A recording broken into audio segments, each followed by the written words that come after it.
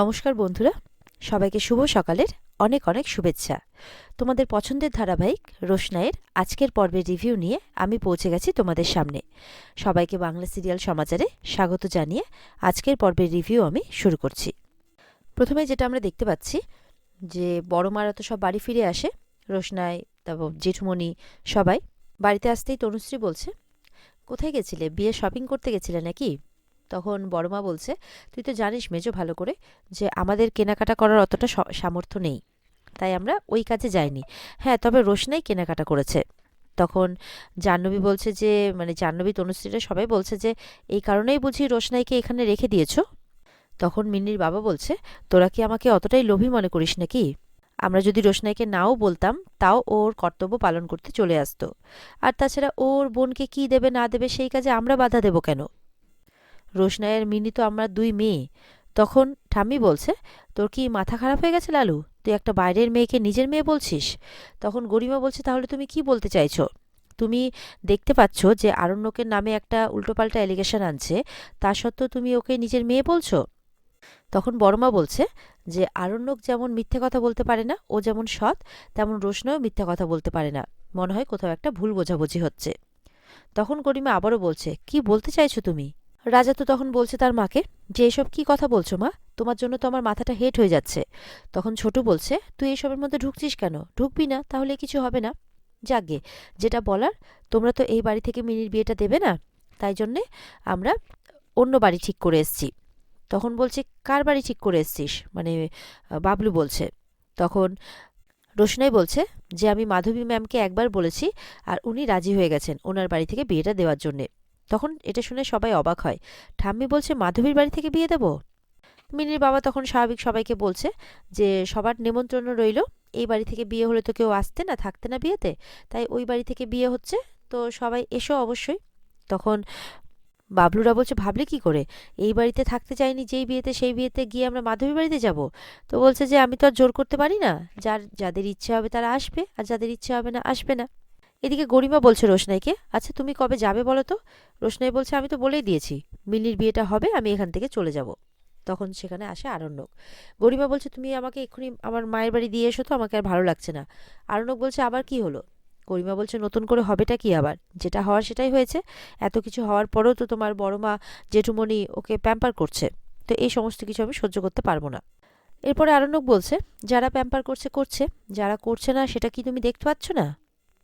ঠাম্মি বলছে রোশনাইকে যে তুমি আমাদের বাড়ির ব্যাপারে ঢুকছো কেন? তুমি তো একটা বাইরের মেয়ে। বাইরের মেয়ে হয়ে আমাদের বাড়িতে কি হচ্ছে না হচ্ছে সেখানে মাথা ঘামাচ্ছ কিসের জন্য? তুমি কি ভাবছো এগুলো আমরা সহ্য করব? আমরা কিন্তু একদমই সহ্য করব না। রোশনাই বলছে, ঠাম্মি কথাগুলো তুমি আমাকে বললে? বলছে, তো আর কাকে বলবো? তখন বাদশাকে বলছে যে দেখো বাদশা, ঘাড়ে করে কাকে নিয়ে এসছিলে, যার তুমি এত উপকার করলে, সে আজকে তোমার নামে বদনাম দিচ্ছে। আরণ্যক বলছে, আমাকে বলে কি হবে? আমি তো আর জোর করে কাউকে এখানে রেখে দেইনি, আর ধাক্কা দিয়ে তো বের করতে পারবো না। তো রোশনাই বলছে, কেন পারবেন না? আসুন, ধাক্কা দিয়ে বের করুন আমাকে, কিন্তু তারপরে আমি বেরোবো কিনা সেটা হচ্ছে দেখার। রোশনাই বলছে, আসুন বের করে দিন আমাকে, দাঁড়িয়ে আছেন কেন? তখন জাহ্নবী বলছে, এই সমস্ত মেয়ের উপরে না ভদ্রতা করে কোনো লাভ নেই এই সমস্ত মেয়ের কাছে। জাহ্নবী বলছে, বাইরে গিয়ে বেলেল্লা পানা করবে আর এখানে এসে আমাদের ঘাড়ে এসে পড়বে। জাহ্নবী তো বলছে, তুমি নিজেকে কি ভাবো শুনি? তখন আরণ্যক বলছে, সে যাই ভাবুক না কেন, আমার এই সমস্ত ব্যাপারে কোনো মাথা ব্যথা নেই। তখন ছোটু বলছে, ছিল, একদিন মাথা ব্যথা ছিল।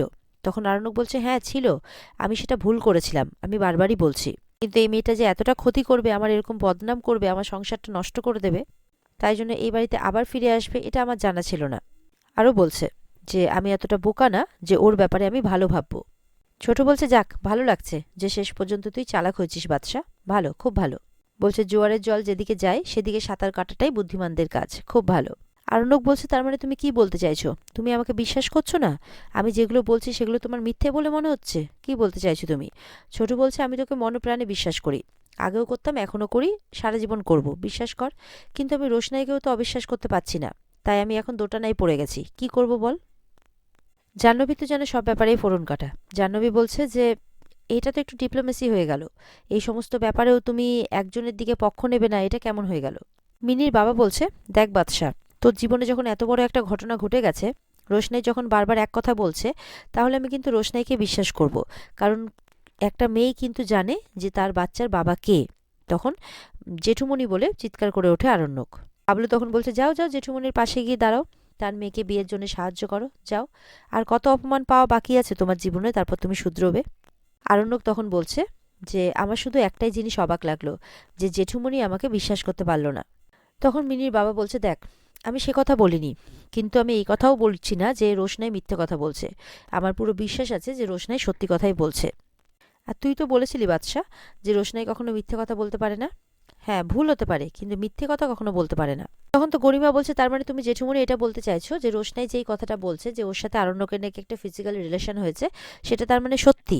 ঠিক আছে, এই মীমাংসাগুলো হোক, আর আমি এক্ষুনি বাড়ি চলে যাব, আমার আর ভালো লাগছে না। তখন আরণ্যক যাচ্ছে আবার গরিমাকে বোঝাতে। রোশনাই বলছে, আমি বাইরের মেয়ে বলে আমাকে দিনরাত সবাই মিলে অপরাধী বানিয়ে দিচ্ছে, আর নিজেদের শ্রেষ্ঠ সন্তানকে প্রোটেক্ট করার চেষ্টা করছে। গরিমা দিদিকে বলছে, কেন গরিমা দিদি, তুমি তোমার স্বামীকে বিশ্বাস করো না? তোমার কথাবার্তা শুনে তো মনে হচ্ছে তোমার স্বামী মিথ্যা কথা বলছে, আর আমি সত্যবাদী, আমি সত্যি কথাই বলছি। তখন গরিমা রোশনাইকে চুপ করতে বলছে। ঠাম্মি তো বলছে, দেখছো বাদশা কেমন মেয়ে, এখনো সাবধান হয়ে যাও, নাহলে তোমার জীবনটা কিন্তু ও শেষ করে দেবে। তখন তারণ্যক বলছে, আমি কি জানি, আমি এসব বিশ্বাস করছি নাকি, আমি সব পাত্তাও দিই না। রোশনাইও বলছে রোশনাইয়ের মতো, আমিও এটা প্রমাণ করেই ছাড়বো যে এটা আপনারই বাচ্চা। তখন তো এই নিয়ে বাড়িতে একটা ঝগড়াঝাটির পরিবেশ তৈরি হয়ে গেছে, এই ওকে দোষারোপ করছে, ওই ওকে দোষারোপ করছে।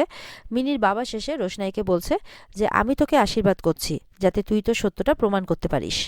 ঠাম্মি বলছে যে মেয়েটা আমার নাতি হয়, ওকে এত আদর যত্ন দিয়ে বিয়ে করেছিলাম, ভাবছিলাম ওর বিয়েটা ভালো করে দেব, কিন্তু এই মেয়েটা থাকলে ওই বিয়েতে আমরা যাব না।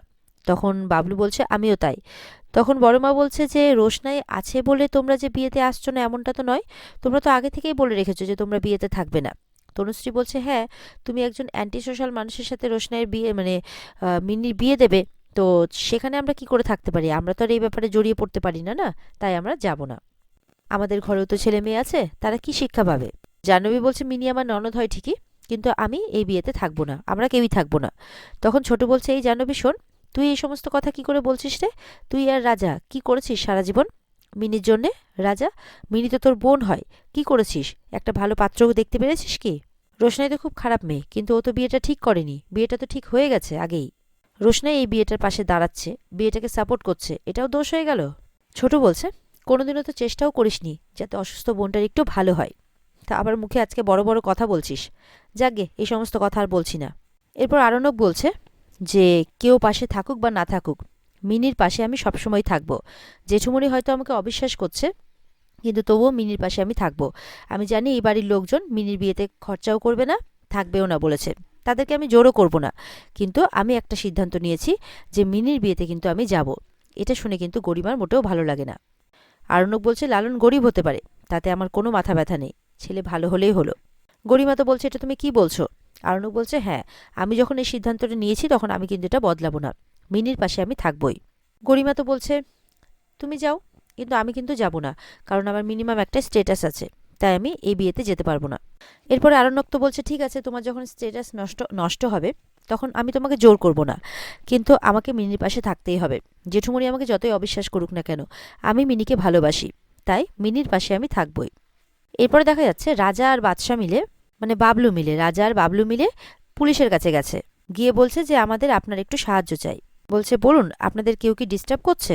রাজা বলছে, আমার বোন অসুস্থ, তো তার বিয়ে হচ্ছে আমাদেরই পেছনে, বাড়ির পেছনে একটা বস্তির ছেলের সাথে। তখন বাবলু বলছে যে আমার ভাইজি তো অসুস্থ, তাকে ফাঁসিয়ে নিয়ে সবকিছু জানার পরেও ছেলেটা বিয়ে করছে যাতে পরে টাকা পয়সা হাতাতে পারে। বলছে, তাছাড়া ছেলেটা একটা ক্রিমিনাল, লালন ব্যানার্জি। পুলিশ বলছে, শুনুন, কে কি সেই প্রসঙ্গ না হয় এখন থাক, আপনারা আমার কাছে কি চান সেটা বলুন। বাবলু বলছে, আমরা চাই যে আপনি ওকে এমন একটা চাপ দিন যাতে ও বিয়েটা করতে অস্বীকার করে, আর আমাদের পরিবারের দিকে কোনোদিনও যাতে ফিরে না তাকায়। বলছে, দরকার হলে একটা ডাকাতির কেসে ফাঁসিয়ে দিন না, আরে তেমন প্রমাণ আমি জোগাড় করে দেব। এদিকে তো মিনি পুতুল নিয়ে খেলছে। তারপর সেখানে রোশনাই আসে, বলছে যে আমি না বিয়ের পর আর এখানে আসবো না, কেউ আমাকে ভালোই বাসে না। তখন রোশনাই বলছে, এইভাবে বলতে আছে? রোশনাই বলছে, তোমার বড় মা, তোমার মা, ছোটু, সবাই তো তোমাকে ভালোবাসে। এরপর রোশনাইকে মিনি বলছে, তোর মায়ের কথা মনে পড়ে? তখন রোশনাই চুপ করে আছে। ওদিকে বড় মা আসে, এক থালাতে করে খাবার নিয়ে মিনিকে বলে খাইয়ে দিতে।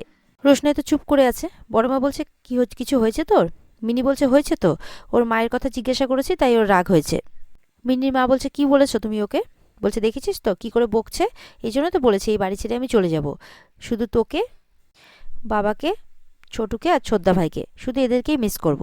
তখন বলছে জানিস তো তোকে আর ছোদ্দা ভাইকে না একসঙ্গে খুব ভাল লাগে, আর কদিন পর তো তোদের একটা ছোট পুতুলের মতো বেবি হবে। পেছনে জাহ্নবী দাঁড়িয়ে সবটা শুনছে। বড়মা বলছে তুমি এখন খাবারটা খেয়ে নাও, আর বড়দের মধ্যে কিন্তু একদম কথা বলবে না। এরপরে তো রোশনাকেও যেতে বলছে বড়মা। তখন মিনি বলছে না না, রোশনা এখন কোথাও যাবে না, এক্ষুনি ব্যাকামুখী টু আর আর ওর মা চলে আসবে। তখন জাহ্নবী মিনি বলে চিৎকার করে ওঠে। মিনিও বলছে কি হয়েছেটা কি। আর এখানে আজকের পর্ব শেষ হয়ে যায়। তো বন্ধুরা, এই ছিল আজকের পর্বের রিভিউ। ভালো লেগে থাকলে অবশ্যই পর্বকে লাইক, কমেন্ট আর চ্যানেলকে কিন্তু সাবস্ক্রাইব করতে ভুলবে না। আর পর্বের ফুল এপিসোড দেখতে অবশ্যই স্টার জলসার পর্দায় চোখ রাখবে। তাহলে দেখা হবে আগামীকালকে। সবাই ভালো থাকবে। টাটা।